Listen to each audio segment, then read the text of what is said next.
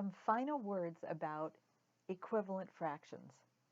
That would be the simplifying step, which is taking our added or subtracted fraction, and as we get into multiplication and division of fractions, the simplification step is the last step of the problem, where we put our answer into understandable lowest terms. The equivalent fraction comes back to the numerator and denominator of the answer of your calculation. Your numerator-denominator combination could have the smaller number on top. If you have a small number on top, perhaps it would be like 1/3. Here's an example of a fraction that is less than 1. So when your fraction has the small number on top, your answer will be smaller than 1. If your fraction answer has the same number on the top and the bottom, the numerator and the denominator are the same, the answer is actually equal to 1. And if the answer has the larger number on the top of your fraction, then you're going to have an answer that's greater than 1.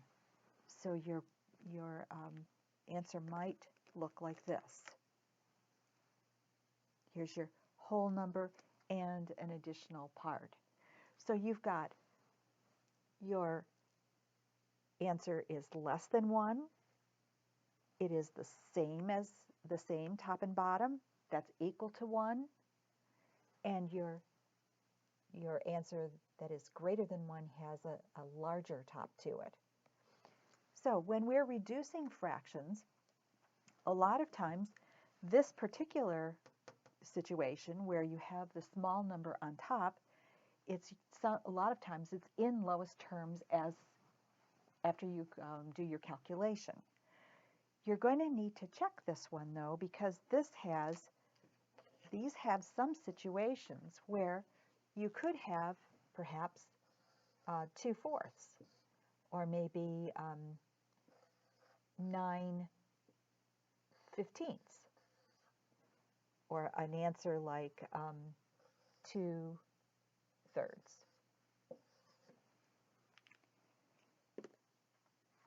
In this case, we have lowest terms. In this case, we also have lowest terms. This would be in counting order. Whenever there's a 1 on the top for your numerator, it's always in lowest terms. So this one's a good one. No, you don't have to take it any farther. Whenever you have a fraction where your numerator is 1 less than your denominator, so this would be like 2/3 or 10/11 or 99/100. Whenever you have something like that you would put it into the counting order, those kinds of fractions are already in lowest terms. But these fractions sometimes can duplicate a smaller piece. Let's make our fraction 2/8. Obviously, the top number's lower than the bottom, but our 2/8 could also be represented as 1/4. 2/8 could equal 1/4. And if we did that, 2/8 equals 1/4. This is obviously a more simplified answer. It's in lowest terms because we have a 1 on top. So some of these problems that have the small number on the top could also be reducible, and they are reducible via the rules for divisibility that I talked about in a previous video. I will review those with you. Very easy. This is easy peasy stuff. If the numerator is the same as the denominator, like I showed you here with 3/3, it makes 1/2. We can also have something like 16/16. or 100 100ths. Those are all equal to 1. So that's easy to spot. And when you have a number that's larger, the numerator is larger than the denominator, those turn into mixed numbers. That's where we get our mixed numbers. That's the lowest terms when you have it in a mixed number. When you have the top bigger than the bottom, we've actually made improper fractions. Well, that doesn't want to stay on. We've actually made improper fractions out of this too.